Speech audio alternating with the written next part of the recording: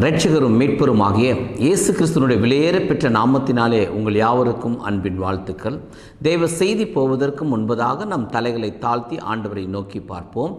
இரக்கமுள்ள எங்கள் நல்ல பிதாவே, உமக்கே ஸ்தோத்திரமும் துதியும் கனமும் மகிமையும் செலுத்துகிறோம். இயேசு கிறிஸ்துனுடைய பரிசுத்தமுள்ள நாமத்தினாலே நம்முடைய பாதத்தில் வந்திருக்கிற ஆண்டவரே, இந்த நாளுக்குரிய தெய்வ செய்தியை ஆவியானவரே, நீர் என்ன பேச திட்டம் வைத்தீரோ அந்த வார்த்தையை அடியனை மறைத்து நீர் வெளிப்படும். ஏற்ற பிள்ளைகளுக்கு வார்த்தைகளை கொடுத்து அவரை தேற்றும் பலப்படுத்தும். விரோதமான சத்துரு அதனுடைய கிரியைகள் முழுவதும் நஸ்ரனாக இயேசு கிறிஸ்து நாமத்தினால கடிந்து எல்லைகளை விட்டு விரட்டி ஜெபிக்கிறோம். பரிசுத்த ஆவியின் ஆளுகை மாத்திரம் எங்கள் மத்தியில் இருக்கட்டும். துதி கன மகிமை எல்லாம் இயேசு ஒருவருக்கு மாத்திரம் செலுத்துகிறோம். இயேசு கிறிஸ்துவின் நாமத்தில் ஜெபிக்கிறோம் பிதாவே, ஆமேன். 1 கொரிந்தியரின் புஸ்தகம் 12ஆம் அதிகாரம் 8-10 வசனங்களை நான் வாசிக்கிறேன். எப்படியெனில், ஒருவனுக்கு ஆவியினாலே ஞானத்தை போதிக்கும் வசனமும், வேறொருவனுக்கு அந்த ஆவியினாலே அறிவை உணர்த்தும் வசனமும், வேறொருவனுக்கு அந்த ஆவியினாலே விசுவாசமும், வேறொருவனுக்கு அந்த ஆவியினாலே குணமாக்கும் வரங்களும், வேறொருவனுக்கு அற்புதங்களை செய்யும் சக்தியும், வேறொருவனுக்கு தீர்க்க தரிசனம் உரைத்தலும், வேறொருவனுக்கு ஆவிகளை பகுத்தறிதலும், வேறொருவனுக்கு பற்பல பாஷைகளை பேசுதலும், வேறொருவனுக்கு பாஷைகளை வியாக்கியானம் பண்ணுதலும் அளிக்கப்படுகிறது. கர்த்தருடைய பரிசுத்தமுள்ள நாமம் மகிமைப்படுவதாக. ஆவியானவர் கடைசி நாட்களிலே மாம்சமான யாவர் மேலும் என் ஆவியை ஊற்றுவேன் என்று சொன்ன என் அன்பு ஆண்டவர், ஆவிக்குரிய வரங்களை குறித்து கொரிந்தியருக்கு எழுதின நிருபத்தில் 1 கொரிந்தியர் 12ஆம் அதிகாரத்தில் ஆவிக்குரிய வரங்களை குறித்து எழுதப்பட்டு இருக்கிறது. அதில் 9 விதமான வரங்களை குறித்து தெளிவுபடுத்தியிருக்கு. கடைசி காலங்களிலே சபை பக்தி விருத்தி அடைவதற்கும், மனவாட்டி வளர்வதற்கும், பரிசுத்தம் அடைவதற்கும், அதற்கென்று எப்படி அதை எஸ்டாப்ளிஷ் பண்ணுவதற்கு, அந்த ஊழியத்தை வளர்ப்பதற்கும் வேண்டிய அத்தனை காரியங்களுக்கும் இந்த வரங்கள் மிகவும் அவசியமாக இருக்கிறது. தேவன் அதை தன்னுடைய பிள்ளைகளுக்கு அதை கொடுக்க தேவன் தீர்மானித்திருக்கிறார். 9 விதமான வரங்களை குறித்து அதில் எழுதப்பட்டிருக்கிறது. அதில் முதல் 3 வரங்களும் ஞானத்தை போதிக்கும் வசனம், அறிவை உணர்த்தும் வசனம், விசுவாசம். இது எல்லாம் மற்றவர்களுக்கு சொல்லுவதற்கும் அதை ஊழியத்துக்கென்றும் அதிகமாக பயன்படுத்தப்படும். அடுத்ததாக குணமாக்கும் வரங்கள், அற்புதங்களை செய்யும் சக்தி, தீர்க்க தரிசனம் உரைத்தல். இந்த 3ம் தேவன் தன்னுடைய காரியத்துக்கு செயல்படுவதற்காக அதை வைத்திருக்கிறார். அந்த தேவ திட்டத்தின்படி இந்த காரியங்கள் நடக்கும். 3ஆவதாக ஆவிகளை பகுத்தறிதல், பற்பல பாஷைகளை பேசுதல், பாஷைகளை வியாக்கியானம் பண்ணுதல். இது 3ம் ஒவ்வொரு தெய்வ பிள்ளைகளுக்கு என்று கொடுக்கப்பட்டிருக்கிறது. ஆனால் இவை எல்லாம் 3 பாகங்களாக நாம் பிரித்தாலும் இவை எல்லாவற்றையும் நடத்துகிறவர் கர்த்தராகிய இயேசு கிறிஸ்து மாத்திரமே. அதனால் இந்த ஆவிக்குரிய வரங்கள் நமக்குள்ளாக கடைசி நாட்களில் மிகவும் தேவையாக இருக்கிறது. அந்த வரங்களை நாம் பெற்றுக்கொள்ள வேண்டும் என்று தான் ஆண்டவர் விரும்புகிறார். அதனால் எல்லா வரங்களும் அவசியம், தேவை. அதை தேவனை அவனுக்கு பிரயோஜனத்துக்கென்று ஆண்டவர் கொடுக்கிறார். யாருக்கு என்னென்ன வரங்கள் தேவையோ அதை வைத்து அவன் அதை ஊழியத்தை வளர்க்கும்படியும், அநேக ஆத்துமாக்களை ஆதாயம் பண்ணும்படியும், தேவனுடைய சித்தத்தை வெளிப்படுத்தும்படியும், தேவனுடைய கர்த்தராக இயேசு கிறிஸ்து நாமத்தை மகிமைப்படுத்தும்படி தான் இந்த வரங்கள் கிரியை செய்ய வேண்டும். எல்லாமே தேவனிடத்திலிருந்து வந்தது. தேவன் இதை ஊழியத்துக்கு பயன்படுத்துவதற்காக தேவனுடைய பிள்ளைகளுக்கு ஆண்டவர் கொடுத்திருக்கிறார்.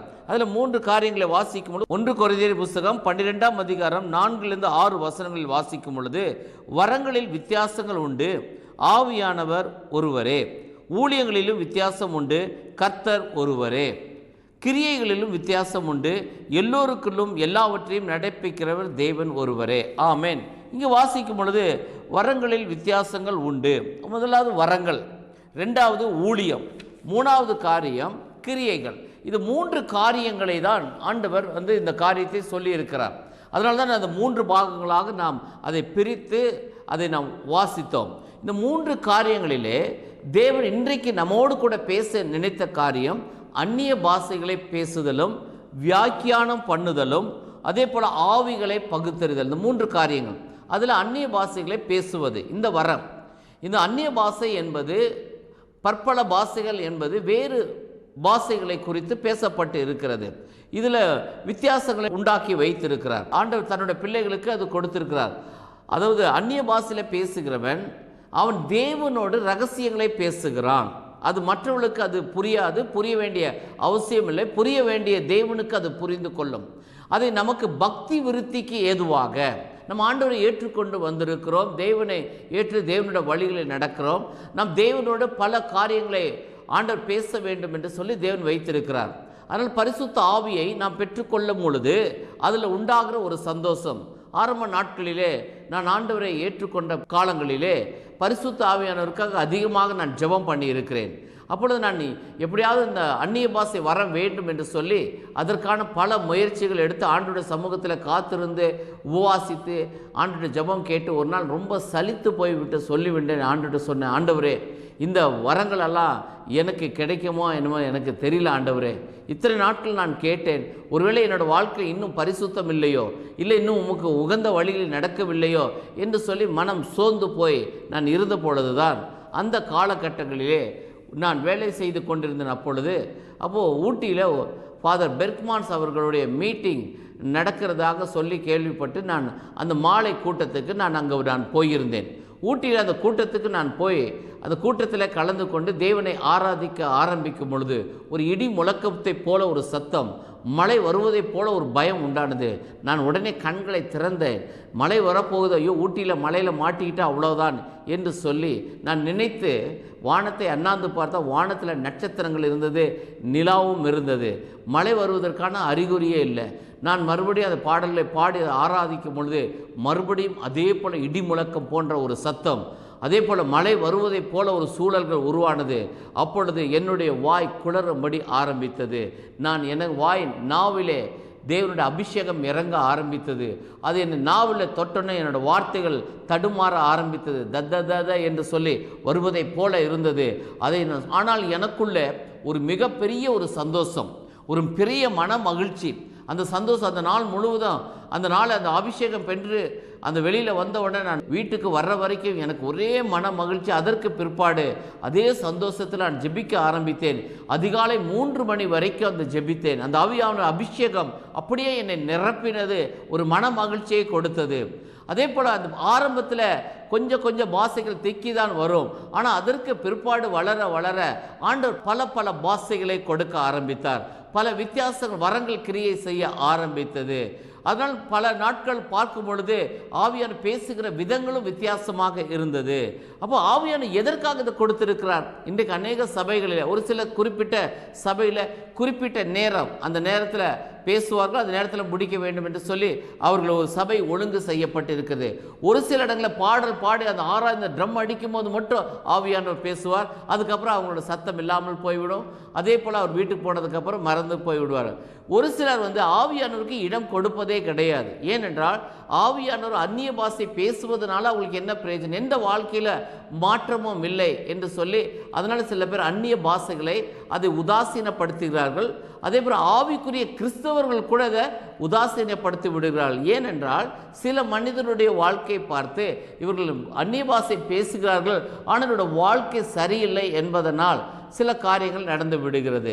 இப்படி பல காரியங்களை சொன்னாலும் ஆனால் தேவன் ஏதோ ஒரு நோக்கம் இல்லாமல், ஏதோ ஒரு சித்தம் இல்லாமல் நமக்கு இந்த பாஷையை ஆண்டவர் கொடுக்க மாட்டார். அதுக்காக தான் ஆண்டவர் கொடுத்த அந்த பாஷையை குறித்து நீங்கள் அதிக நேரம் ஆவியில் நிரம்பி நீங்கள் பற்பல பாஷைகளை நீங்கள் பேசும் பொழுது உங்களுக்குள்ளாக விசுவாசம் பெருகும், பக்தி விருத்தி அடையும். அதற்காகத்தான் ஆண்டவர் கொடுத்திருக்கிறார். ஒரு சிலர் பரிசுத்த ஆவியை பெற்று பின்வாங்கி போய்விடுவார்கள். பின்வாங்கி போனதுக்கு பிறகு தொடர்ந்து அந்த பாவத்தில் நிற்கும் பொழுது ஆவியானவர்கள் அவரை விட்டு விலகி விடுவார். ஆனால் இவங்களுக்கு ஆவியான இருப்பதை போலவே காண்பித்து கொண்டு இருப்பார். ஆனால் எந்த விதமான கனிகளும் அவரோட வாழ்க்கையில் இருக்காது, எந்த நற்குணங்களும் இருக்காது. அது பாவம் என்று உணர்த்தாது. ஏனென்றால் பரிசுத்த ஆவியானவர் வரும் பொழுது அவர் பாவத்தை குறித்தும் நீதியை குறித்தும் நியாய தீர்ப்பை குறித்தும் கண்டித்து உணர்த்துவார் என்று சொல்லி யோவான் எழுதின நற்செய்தி நூலில் சொல்லப்படுற அவர் நம்மை சரிப்படுத்துவதற்காகவும் நம்மை பலப்படுத்துவதற்காகத்தான் கொடுத்திருக்கிறார். அதனால் ஆவியானவர் நம்மை நிரப்பும் பொழுது, நாம் அந்த ஆவியில நிரம்பி ஜெபிக்கும் பொழுது ஒரு புதிய பலன் அடைகிற உற்சாகமான ஆவி உண்டாகிறது. பல மணி நேரம் நமக்கு ஜெபிக்க முடியும். ஒரு காலத்தில் பார்க்கும் பொழுது ஒரு உபவாச ஜெபம் ஒரு நேரம் கூட இருக்க முடியாமல் இருந்த ஒரு சூழ்நிலை ஆவியான நிரப்பின பிற்பாடு ஒரு குறிப்பிட்ட நாட்கள் வரும்போது 40 நாட்கள் வெறும் தண்ணி, டீ, இளநீர் இதை மட்டும் குடித்து கொண்டே இருப்பதற்கு அந்த பலத்தை கொடுத்தார். அது ஆவியான வரும்போது நீங்கள் பலன் அடைகிறீர்கள். அதனால் ஆவியான் நம்மை நடத்துவார். அதே போல பல தரிசனங்களை நாம் பார்க்க முடியும், அபிஷேகத்தை நாம் பெற்றுக்கொள்ள முடியும். 1 கொரிந்தியரின் புஸ்தகம் 12ஆம் அதிகாரம் 28ஆம் வசனத்திலே தேவனானவர் சபையிலே முதலாவது அப்போஸ்தலரையும், 2வது தீர்க்கதரிசிகளையும், 3வது போதகர்களையும், பின்பு குணமாக்கும் வரங்களையும், ஊழியங்களையும், ஆளுகைகளையும், பலவித பாஷைகளையும் ஏற்படுத்தினார். அப்போ சபையில் பலவிதமான பாஷைகள் அது கற்றுக்கொள்வதற்கு அது தேரக்கூடிய இடமாய் இருக்கிறது. சில இடங்களில் நம் பரிசுத்த ஆவியானவருக்கு இடம் கிடைக்காது.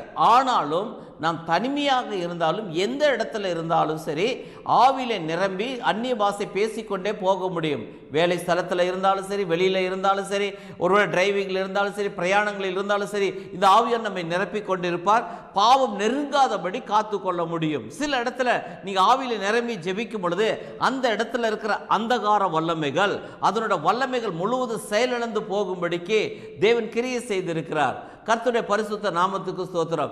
ஆரம்ப நாட்களிலே, ஊழியத்துக்கு நான் வந்த நாட்களிலே குறிப்பிட்ட ஒரு சபைக்கு என்னை அழைத்து போனார்கள். அந்த சபை ஒரு பரிசுத்தமான ஆவிக்குரிய சபை என்று சொல்லப்பட்டு இருந்த சபைதான் அது. அங்கே பார்க்குறப்போ அவர்கள் போட்டிருந்த வஸ்திரம் முழுவதும் வெள்ளையாக போடுறக்கூட அவங்க போட்டவங்க மட்டும்தான் முன்னால் உட்கார முடியும். இந்த கலர் ட்ரெஸ் போட்டவங்கள கடைசியில் தான் உட்கார முடியும். அப்படி அந்த சபையில் சில ஒழுங்குகள். அங்கே இருந்த போதகர் ரொம்ப சீனியரான ஒரு போதகர், ரொம்ப அழகாக அந்த சபையை நடத்தி கொண்டு வந்தார். 3 நாட்கள் உபவாச கூட்டம். அந்த உபவாச கூட்டங்களிலே நடத்தும்படிக்கு அடியனை கொண்டு போயிருந்தார். அந்த நாளில் தேவனோட வார்த்தை சொல்லி, தேவனோட வசனத்தை சொல்லி, பாட்டு பாடி ஜெபம் பண்ண ஆரம்பித்தோம். அந்த ஜெபம் பண்ணும் பொழுது அங்கே ஒரு சம்பவத்தை நான் வித்தியாசமாக நான் பார்க்க ஆரம்பித்தேன். அங்கே பேசின அநேகர் பார்க்கும் பொழுது பல பாஷைகளை பேசினார்கள். ஆனால் அதோட கிரியைகள் வித்தியாசமாக இருந்தது. அப்போ எனக்குள்ளாக ஒரு கேள்வி எழும்புது, ஆண்டவரே இது என்னன்னு எனக்கு புரியலே என்று சொல்லி நான் ஆண்டவரோட கேட்கும் பொழுது ஆண்டவர் சொன்னார், இது ஒளியின் தூதன் வேஷம் தரிக்கப்பட்ட இந்த ஆவிகள். இவர்கள் ஆண்டவரை ஏற்றுக்கொண்டது உண்மைதான். ஆனால் இவரோட வாழ்க்கை இந்த ஞாயிற்றுக்கிழமை வரும்போது மட்டும்தான் பரிசுத்த போல கண்ணை காண்பித்துக் கொள்ளுகிறார்கள். போதகருக்கு முன்பதாக இவர்கள் உண்மையுள்ளவர்களைப் போல இருக்கிறார்கள். ஆனால் மற்ற 6 நாட்களோட வாழ்க்கை வித்தியாசமாய் பாவத்தில் இருக்கிறது. அதனால தான் இந்த சபைக்குள்ளாக அவளுக்குள்ள ஆவியான விலகி விட்டார். அந்த இடத்தை, காலி ஆன இடத்தை பிசாசு நிரப்பி விடுகிறான். 2 சம்பவம் நடக்கும். ஒன்று, நம் மனதில் பதிந்து வைத்திருக்கிற அந்த பல பாஷைகளை பேசுவோம். இன்னொன்று, அந்த பிசாசோட ஆவியை நம்ம இயக்கும், பரிசுத்தவானை போல காண்பிக்கும். அதற்கு பிற்பாடு அங்கே சொல்லி ஜெபம் பண்ண ஆரம்பித்த பிற்பாடு அங்கே பார்க்கும்போது கடைசியில் ஒரு சபையில் பாதி பேர் அப்படியே கை வைத்தோன்னே கீழே விழுந்து விட்டார்கள். அப்போ அந்த போதகர் கூப்பிட்டு கேட்டார், என்ன என்று சொல்லி. ஐயா, இது ஒரு சுத்திகரிப்பு வர வேண்டும், அதற்காகத்தான் இந்த ஆண்டு காரியத்தை வைத்திருக்கிறார். சபை முழுவதும் கரப்ஷனாகி இருக்கிறது. பரிசுத்த ஆவியானவர் இல்லாமலே பரிசுத்த ஆவி இருப்பதைப் போல அவர்களும் நம்பிக்கொண்டு இருக்கிறார்கள். ஆனால் அவர்களுக்குள்ளாக எந்த மாற்றமும் இல்லை. ஏனென்றால் அவர் பரிசுத்த ஆவியார் வரும்போது உங்களுக்கு சமாதானம் உண்டாகும், சந்தோஷம் உண்டாகும், மகிழ்ச்சி உண்டாகும், பாவத்தை மேற்கொள்ளக்கூடிய பலன் உண்டாகும். அதற்காகத்தான் ஆவியானவர் நமக்கு கொடுக்கப்பட்டிருக்கிறார்.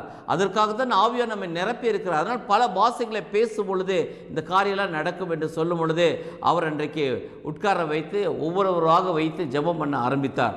எல்லோருக்கும் ஜெபம் பண்ண கை வைக்க விழுக ஆரம்பித்தார்கள். அதற்கு பிற்பாடு எல்லாத்தையும் மறுபடியும் பாவ அறிக்கை பண்ணி எண்ணெய் வைத்து ஜெபம் பண்ணி சுத்திகரிப்பை முடித்த உடனே அந்த பாஸ்டம்மா கடைசியில் 3ஆவது நாள் என்ற ஒரு வார்த்தை சொன்னார்கள். நான் அநேக நாட்கள், ஒரு 3-4 மாதங்களுக்கு முன்பதாக ஒரு தரிசனம் பார்த்தேன். ஒரு தேவ தூதன் இந்த சபை முழுவதும் கூட்டி சுத்தமாக அதை சுத்திகரிப்பதை பார்த்தேன். அதற்கான விளக்கம் எனக்கு தெரியவில்லை. ஆனால் இந்த 3 நாள் கூட்டங்களிலே நடந்த பொழுதுதான் எனக்கு தெரிந்தது. இதை தான் ஆண்டவர் ஆவியான அன்றைக்கே வெளிப்படுத்துகிறார், சபையை சுத்திகரிக்கும்படிக்கு இந்த காரியம் நடந்தது. ஆமென். ஒருவேளை சபையில் கரப்ஷன் ஆகியிருந்தால், அந்த மாதிரி இருக்கும் பொழுது அவர்கள் மறுபடியும் அந்த ஆவியார் இருப்பதை போல காண்பித்து கொள்ள முடியாது. அந்த இழந்த ஆவியை புதுப்பிக்க வேண்டும் என்று சொன்னால் முழுவதுமாக பாவத்தில் அறிக்கை பண்ணி உபவாசித்து ஜெபம் பண்ணி பரிசுத்தவான்களுடைய கைகளை மேலே வைக்கும் பொழுது அந்த ஆவியானவர் புதுப்பிக்கப்படுகிறார். மறுபடியும் அந்த பாவத்தை செய்யாதபடிக்கு தேவன் பலன் கொடுக்கிறார். அதை நாம் சுத்திகரிக்க வேண்டும். இந்த சுத்திகரிப்பு கூட்டங்கள் அநேக இடங்கள் நடக்கிறது. கம்யூனியன் எடுக்கும் பொழுது ஒரு சுத்திகரிப்பு கூட்டம் என்று சொல்லப்பட்டு இருக்கிறது. அந்த நாட்களில் மாத்திர சுத்திகரிப்பை ஏற்றுக்கொண்டு மறுபடியும் அந்த பாவத்துக்குள்ளாக போவது. நீ அந்நிய பாஷையில் பேசுறதுக்கு அதுக்கு விளக்கம் உண்டு, அதுக்கு வியாக்கியானம் பண்ண வேண்டும். அதனால தான் ஆண்டவர் சொல்ற கேளுங்கள் அப்பொழுது உங்களுக்கு கொடுக்கப்படும் என்று ஆண்டவர் சொல்லி இருக்கிறார். கேட்கிற எவனும் பெற்றுக்கொள்கிறான். அப்போ ஆண்டவர்கிட்ட கேட்கிற, ஆண்டவரே எனக்கு ஆவிகளை பகுத்தறியும் வரம் எனக்கு வேண்டும். அதே போல அந்த அந்நிய பாஷையில் பேசும் பொழுது அதற்கான வியாக்கியானம் பண்ணக்கூடிய வரங்கள் எனக்கு வேண்டும் என்று சொல்லி ஆண்டவரிடத்தில் கேட்கும் பொழுது தேவன் விருப்பமோடு கேட்கும் பொழுது அதை தேவன் கொடுக்கிறார். இந்த 3 வரங்களும் எதற்கு என்று சொன்னால் ஒவ்வொரு தனி மனிதனுடைய வாழ்க்கையிலும் பரிசுத்தமாய் வாழ்வதற்கும் பலன் உண்டாவதற்கும் தன்னை கரைப்படுத்தாமல் காத்து கொள்வதற்கும் பரிசுத்த ஆவியானவர் நிரப்புகிறார். அதற்காகத்தான் இந்த ஆவியானவர் இன்னைக்கு இடைப்படுகிறார். அந்த அந்நிய பாஷையில் பேசும்போது தேவனுடைய ரகசியங்களை பேசுகிறோம். அதை விளக்கம் சொல்லும் பொழுது தீர்க்க தரிசனங்களாக அது வந்து விடுகிறது. அந்த வார்த்தையை நாம் புரிந்து கொள்ளுகிறோம். தேவனுடைய மகத்துவங்களை நாம் பேசுகிறோம். அதைதான் அப்போஸ்தலர் நடபடிகள் 2ஆம் அதிகாரத்தில் வாசிக்கும் பொழுது அந்த 18 விதமான பாஷைகளை அந்த பெந்தகோஸ்து நாளிலே பேசினார்கள். அவர்கள் அந்நிய பாஷைகளை பேசி பற்பல பாஷைகளை பேசி கிட்டத்தட்ட 18 விதமான பாஷைகளை அவர்கள் பேசினார்கள். அவர்கள் தேவனை துதித்தார்கள், தேவனை மகிமைப்படுத்தினார்கள். அந்நிய பாஷையில பேசுகிறவன் எவனோ தேவனை மகிமைப்படுத்துகிறான், தேவனுடைய நாமத்தை உயர்த்துகிறான், இயேசு கிறிஸ்து நாமத்தை பரிசுத்தப்படுத்துகிறான். தேவனுடைய வல்லமை இறங்கும்படிக்குத்தான் தேவன் இன்றைக்கு உங்களோடு கூட இடைப்பட்டு கொண்டிருக்கிறார். அம்க தூர தீபந்தோ லோக திகந்தரா நிஷத்தலக தியந்தர பரபூக்கர தியந்தோ. இழந்து போன அந்த ஆவியை மறுபடி புதுப்பிக்கும்படி ஆவியார் இன்றைக்கு உன்னோடு கூட இடைப்பட்டு கொண்டிருக்கிறார். எலும்பு எலும்பு சியோனே, எலும்பு தூசியை உதறிவிட்டு எலும்பு.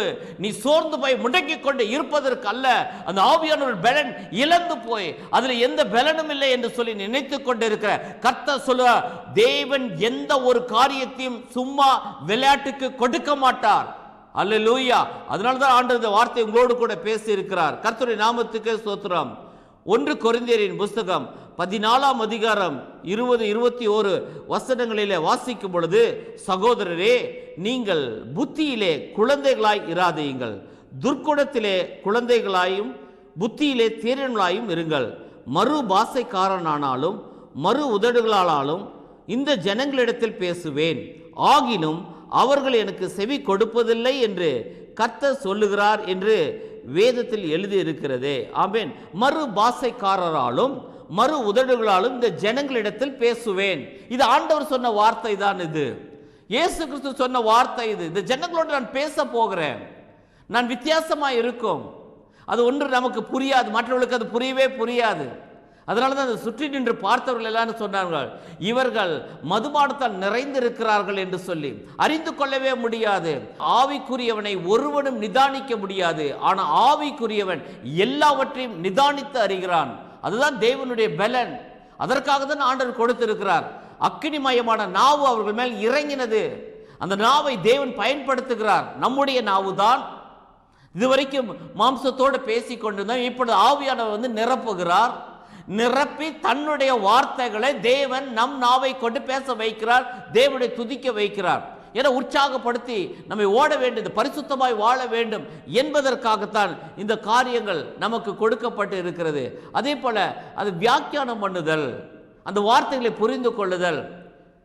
பல வருடங்களுக்கு முன்பதாக ரீத் என்ற ஒரு மகள் டெல்லி பகுதியிலிருந்து வந்திருந்தார். வேற ஒரு ஜெபத்துக்காக கூட்டி கொண்டு வந்தார்கள். அந்த பிள்ளைக்கு நல்ல ஹிந்தி தெரியும். அது பஞ்சாபியை சேர்ந்தவர். அவர் வந்து பல காரியங்களை சொன்னார். சொல்லிவிட்டு அவங்களுடைய தகப்பன ஒரு போலீஸ் அதிகாரியாக இருந்தார். அந்த சம்பவங்களை சொல்லி ஜெபம் பண்ண வேண்டும் என்று சொல்லி தான் வந்திருந்தார். நான் அவளோடு கூட பேசும்போது வேற ஒருத்தர் என்கிட்ட டிரான்ஸ்லேட் பண்ணி அவங்கள்ட்ட சொன்னார். நான் சொல்லுகிற வார்த்தையை சரியாக அங்கே போகவில்லை என்பதை ஆவியான் எனக்குள்ள உணர்த்த ஆரம்பித்தார். அப்போ நான், ஆண்டவரே, அவங்களுக்கு சரியாக அந்த காரியம் அவர்கள் புரியவில்லை என்று சொல்லும் பொழுது ஆண்டவர் சொல்ற, நீ அவளோடு கூட பேசு என்று சொன்னார். எனக்கு என்ன பேசுவது என்று எனக்கு தெரியல. அந்த நேரத்தில் ஆவியானவர் என்னை நிரப்பினார். அன்றைக்கு அந்த மகளோடு கூட நான் பேச ஆரம்பித்தேன். அவர் சொல்லும் பொழுது ஒரு வார்த்தை சொன்னார். நான் பேசுகிற பாஷை முழுவதும் அன்றைக்கு ஆவியானவர் பேசின அந்த வார்த்தை அடியனை பயன்படுத்தின விதம் பஞ்சாபியும் இந்தியும். எனக்கு இந்த 2 பாஷை எனக்கு தெரியாது. ஆனால் அந்த நாளில் அந்த 2 பாஷையை பேசுகிறார்கள். அதை அந்த மகள் கேட்டு எனக்கு இங்கிலீஷில் டிரான்ஸ்லேட் பண்ணி சொன்னாங்க. அது சொல்லிவிட்டு அந்த ஃபைலோட காரியத்தை மிஸ்ஸிங், அந்த ஃபைல் உங்களுக்கு கிடைச்சிரும், உங்கள் வீட்டில் இந்த நிலை இருக்கிறது, இதை எல்லாவற்றையும் ஆண்டவர் மாற்ற போகிறார் என்று சொல்லி அவங்க சொன்ன அந்த வார்த்தையை கேட்டு நான் அப்படியே அவளோடு கூட பேசும்போது தான் கர்த்தர் எப்படி பேசுகிறார் என்பதை அறிந்து கொண்டேன். கர்த்தருடைய பரிசுத்த நாமத்துக்கு ஸ்தோத்திரம். அது மாத்திரமல்ல, அந்த மிஸ்ஸிங் ஃபைல் எங்கே இருக்கிறது என்பதையும் அது எத்தனை நாளில் கிடைக்கும் என்பதையும் சொல்லி, அது கிடைத்தது மாத்திரமல்ல, அவங்க வீட்டுக்குள்ளாக இருந்த ஒரு போராட்டம் நீங்கும்படியாகவும் ஆண்டவர் கிருபை செய்தார். கர்த்தருடைய பரிசுத்தமுள்ள நாமம் மகிமைப்படுவதாக. பாருங்கள் எப்படி ஆண்டவர் பேசுகிறார். அதாவது ஏற்ற வேளையில அந்த நேரத்தில் அது தேவையாய் இருந்தபடியால் தேவன் அதை பயன்படுத்துகிறார். அப்படி பயன்படுத்துகிறார். அப்போ அந்த வாசைக்கு விளக்கத்துக்கு வியாக்கியானமும் அர்த்தம் இல்லாதது அல்ல. ஒருவேளை நமக்கு தெரிந்திருக்கலாம், இல்லை சிலருக்கு மற்றவர்களுக்கு தெரிந்திருக்கலாம். ஆனால் அந்த பாஷைக்காரோடு பேசும் பொழுது தேவன் நம்மோடு கூட இடைப்பட வேண்டும் என்று தான் தேவன் விரும்புகிறார். எப்படியெல்லாம் தேவன் கடைசி நாட்களே இந்த அற்புதங்களையும் அதிசயங்களையும் செய்து நம்மை பலப்படுத்துகிறார். கர்த்தருடைய நாமத்துக்கு ஸ்தோத்திரம். 1 கொரிந்தியரின் புஸ்தகம் 14ஆம் அதிகாரம் 39ஆம் வசனத்தில் இப்படி இருக்க சகோதரரே, தீர்க்க தரிசனம் சொல்ல நாடுங்கள், அந்நிய பாஷைகளை பேசுகிறதற்கு தடை பண்ணாதிருங்கள். ஆமென்.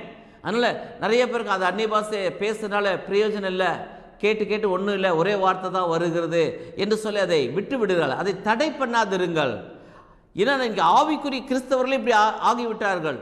ஒரு ஏதோ ஜெபத்தில் கூடும்போது கொஞ்ச நேரம் கை தட்டி விட்டு, அந்த நேரத்தில் மட்டும் அல்ல, நம்மோடு கூட இருக்கிற ஒரு பரிசுத்த ஆவியானவர், என்றென்றைக்கு நம்மோடு கூட தங்கி இருக்கிற பரிசுத்த ஆவியானவர். அதனால தான் சொல்றார், நம் நாவை தேவன் எடுத்து பயன்படுத்துகிறார். அந்த பாஷைகளை தேவன் கொடுத்ததுக்கு ஒரு முகாந்திரம் உண்டு. நம்முடைய பக்தி விருத்தி, வியாக்கியானம் பண்ணுதல், அந்த வரங்களை கேட்கும் பொழுது ஒரு சில காரியங்கள் தேவனோட ரகசியங்களை பேசுகிறோம், ஒரு சில காரணம் மனிதனுக்கு தெரிய வேண்டும், சில வார்த்தைகள் நமக்கு புரிய வேண்டும். இவ்வளவும் இதுக்குள்ளாக அடங்கி இருக்கு. அந்த வியாக்கியானம் பண்ணும் பொழுது, அந்த வார்த்தைகளுக்கு விளக்கம் சொல்லும் பொழுது இவை எல்லாவற்றையும் நாம் அறிந்து கொள்ள முடியும். தேவன் சில ரகசியங்களை தன் பிள்ளைகளோடு வெளிப்படுத்த வேண்டும் என்று விரும்புகிறார். ஆனால் சத்துருக்கு இது தெரியாது, சாத்தானுக்கு அது புரியாது. பல காரியங்கள் சாத்தான் அறியாமலே இருக்கிறது. அதனால தான் அவன் என்ன சொல்றா, நீ அந்நிய பாஷை பேசுறதுனால உனக்கு என்ன பிரயோஜனம், என்னென்னோ சொல்றியே, உனக்கும் புரியலையே என்று சொல்லி, அது புரியாததாக இருந்தாலும் தேவனிடத்தில் கேட்கும் பொழுது தேவன் நமக்கு அந்த வல்லமை கொடுத்து அதற்குரிய விளக்கங்களையும் கொடுக்கிறார். அதே சமயம் மற்றவர்கள் பேசும்போது நாம் நிதானித்து கொள்ள முடியும். அல்லேலூயா. என்ன என்று சொல்லி பார்க்கும் பொழுது, ஏசாயா தீர்க்கதரிசியின் புஸ்தகம் 28ஆம் அதிகாரம் 11வது வசனத்தில், பரியாச உதடுகளினாலும் அந்நிய பாஷையினாலும் இந்த ஜனங்களோட பேசுவார். ஆமென். ஆமாம், பரியாச உதடுகள், அந்நிய பாஷையிலும் இந்த ஜனத்தோட பேசுவார். பரியாச உதடுனா எப்படி இருக்கும்? ஒரு கேலி அடிப்பது போல, கிண்டல் பேசுவதை போல அந்த வார்த்தைகள் புரியாது. ஏனென்றால் சிலருக்கு அது புரியவே புரியாது. என்னடா எப்போ பார்த்தா ராபாபா இப்படியெல்லாம் பேசுகிறாங்களே, இது என்ன இருக்குது? ஆரம்ப காலங்களில் அப்படி தான் உண்டாகும். ஒரு குழந்தை பேசும் பொழுது மழையில தான் பேசும், அது புரியாது. ஆனால் அது பேசுவது அந்த தாய்க்கு மட்டும் புரியும். அதுக்கு அவங்க சொல்லுவாங்க, பாருங்க குழந்தைக்கு என்னமோ கேட்குது, இல்லை என்னமோ சொல்ல வருது, இல்லை பசி எடுக்குது அப்படின்னு சொல்லி அந்த தாய்க்கு புரியும். அதே போல தான் நீங்கள் பேசுகிற பாஷை உன் தேவனுக்கு புரியும். யாருக்கு புரிய வேண்டுமோ அவருக்கு புரியும். மற்றவர்களுக்கு புரியணுமோ புரிய வேண்டியதோ தெரியாது. ஆனால் தேவன் அதை புரிந்து கொள்கிறார். இந்த பிள்ளை இந்த பலவீனத்தில் இருக்கிறாங்க, இல்லை இந்த பலவீனத்தில் தாக்கப்பட்டு இருக்கிறாங்க, இவங்களால் இந்த காரியத்தை செய்ய முடியவில்லை என்று சொல்லி தேவன் தன்னுடைய பலத்தை கொடுத்து பலவீனமான அந்த பாவத்தை மேற்கொள்ளக்கூடிய கிருபைகளை தேவன் கொடுக்கிறார். கடந்த வாரம் ஒரு கடற்கரை ஓரத்திலிருந்து ஒரு சகோதரர் என்னோடு கூப்பிட்டிருந்தார். அவர் குறிப்பிட்ட காரியத்தை சொன்னார். எனக்கு ஒரு பலவீனம் இருக்குது பிரதர், நான் எவ்வளவோ ஜெபம் பண்ணி பார்த்தேன், என்னால் போகவே முடியல. நான் அநேக இடத்துல போய் நான் கேட்டேன். அவங்க சொன்னாங்க, இது வந்து எல்லாருக்கும் காமனாக இருக்கிறது தான், இது ஒன்றும் பெரிய இதெல்லாம் போகாது, இது இப்படி தான் என்று சொல்லி அவர் சொல்லிவிட்டார் அப்படின்னு சொல்லி என்னை கேட்டார். நான் சொன்னேன், என் இயேசு சொல்லுகிறார், நீங்கள் பாவத்தை செய்யாதபடிக்கு மேற்கொள்வதற்கு தேவன் பலன் கொடுக்கிறேன் என்று சொல்லியிருக்கிறார் என்று சொன்னால், இந்த பலத்தை கொடுத்தவர் இந்த பாவம் செய்யலாம் என்று சொல்லி இருக்கிறாரா? பாவம் செய்யாதபடிக்கு பலன் கொடுக்கிறவர். ஆமென். அந்த சத்துவம் இல்லாதவனுக்கு சத்துவத்தை கொடுக்கிறவர். அதை தான் ஆண்டவர் சொல்லுகிறார். கர்த்தருடைய பரிசுத்தமுள்ள நாமத்துக்கு ஸ்தோத்திரம். அதனால அந்நிய பாஷைகளை பேச தடை பண்ணாதிருங்கள். உங்களுடைய பக்தி விருத்தி, வியாக்கியான வரங்களை கேளுங்கள், ஆவிகளை பகுத்தறிவு வரங்களை கேளுங்கள். கர்த்தர் உங்களை ஆசீர்வதிப்பாராக. நாம் தலைகளை தாழ்த்தி ஆண்டவரை நோக்கி பார்ப்போம். இரக்கமுள்ள எங்கள் நல்ல பிதாவே, உம்மை நாங்கள் ஸ்தோத்தரிக்கிறோம் ஆண்டவரே. 9 வரங்களை குறித்தும் குறிப்பாக இந்த நாள் அந்நிய பாஷைகளை பேசுவதற்கு தடை பண்ணாமல் இருக்கும்படியாகவும், கடைசி காலம் ஆனபடியால் இன்றைக்கு சபைகளில் கூட இந்த அந்நிய பாஷைக்கு இடம் கொடாதபடிக்கு 1 நிமிஷம் 2 நிமிஷம் என்று பேசி அதோடு முடித்து விடுகிறார்கள் ஆண்டவரே. அதே போல் தனிப்பட்ட வாழ்க்கையில் ஒவ்வொருவரும் பரிசுத்த ஆவியிலே நிரம்பி அந்த பாஷைகளை பேசி தேவனை துதிக்க ஆண்டவரே நீர் கிருபை தாரும். பரிசுத்த ஆவியை பெற்று இழந்து போனவர்கள் ஆண்டவர் பாவம் செய்ததினால், தொடர்ந்து பாவத்தில் நீடித்ததினால் அந்த ஆவியானவரை இழந்து தனக்குள்ளாக அந்நிய பாஷை தான் இருக்கிறது என்று சொல்லி நினைத்து கொண்டு இருக்கிறவர்கள் இன்றைக்கு மனம் திரும்பி ஆண்டவரோட ஒப்புரவாகி பரிசுத்தவான்களோடு கூட சேர்ந்து ஐக்கியமாக பரிசுத்தமாய் வாழ நீர் கிருபை செய்யும். இழந்து போன அந்த ஆவியை மறுபடியும் நீர் புதுப்பித்து கொடுத்தரலும் ஆண்டவரே. ஆவிகளை பகுத்தறியும் வரங்கள் ஒவ்வொருவருக்குள்ளாக கிரியை செய்யட்டும் ஆண்டவரே. இந்த கடைசி காலங்களிலே ஆண்டவரே, உம்முடைய வருகைக்கு முன்பதாக ஆவியானவர் வல்லமையாக இடைப்பட வேண்டியதாக இருக்கிறபடியால் சபைகள் பரிசுத்தம் அடையட்டும், மனவாட்டிக்குரிய அலங்காரத்துடன் ஒவ்வொருவரும் எழும்பட்டும் என்று ஜெபிக்கிறேன். சகலவற்றையும் பொறுப்பெடுத்துக் கொள்ளும். துதி, கனம், மகிமை எல்லாம் என் இயேசு ஒருவருக்கு மாத்திரம் செலுத்துகிறோம். இயேசு கிறிஸ்துவின் பரிசுத்தமுள்ள நாமத்தில் ஜெபிக்கிறோம் பிதாவே, ஆமென். கிருபையுள்ள ஆண்டவராக இயேசு கிறிஸ்து நாமத்தினாலே உங்கள் யாவருக்கும் வாழ்த்துக்களை சொல்லிக் கொள்கிறேன். இந்த தெய்வ செய்தி அநேகருக்கு ஆசீர்வாதமாக இருக்கிறது என்று அநேகர் ஃபோன் மூலமாக சொல்லுகிறீர்கள். பல சாட்சி சொல்லி அந்த சாட்சி கடிதங்களை எழுதி போட சொன்னேன். அதை எழுதி போடுங்கள். அநேகருக்கு அது ஆசீர்வாதமாக இருக்கும். அதே போல் யூடியூப்பில் நாங்கள் இதை அப்லோட் பண்ணுகிறோம். அதை நீங்கள் கேவா மினிஸ்ட்ரீஸ் பிரேம்குமார் என்று போட்டால் அது கூட நீங்கள் சப்ஸ்கிரைப் பண்ணிக்கொண்டால் இந்த செய்திகள் தொடர்ந்து நீங்கள் கேட்க முடியும். மற்றவர்களுக்கும் அறிமுகப்படுத்துங்கள். கர்த்தர் உங்களை ஆசீர்வதிப்பாராக. ஊழியத்துக்கென்று அழைக்கிறவர்கள் கீழ்கண்ட ஃபோன் நம்பரில் அழைத்தால் அதற்கான காரியங்கள் உங்களுக்கு சொல்லப்படும். ஊழியத்துக்கென்று அழைக்கிறவர்கள் கூட்டங்களுக்கோ ஜெப கூட்டங்களுக்கோ 9843752110 இந்த நம்பர் ஊழியத்துக்கென்றும் ஊழியத்தோட காரியத்துக்கென்றும். மற்ற நம்பர் உங்களுடைய ஜெப தேவைகளுக்கென்றும் அந்த காரியங்களை நீங்கள் அழையுங்கள். கர்த்தர் உங்களை ஆசீர்வதிப்பாராக. எல்லா மகிமையும் பெயரும் புகழும் என் இயேசு ஒருவருக்கு மாத்திரம் செலுத்துகிறோம். இயேசு கிறிஸ்துவின் நாமத்தில் ஜெபிக்கிறோம் பிதாவே, ஆமென்.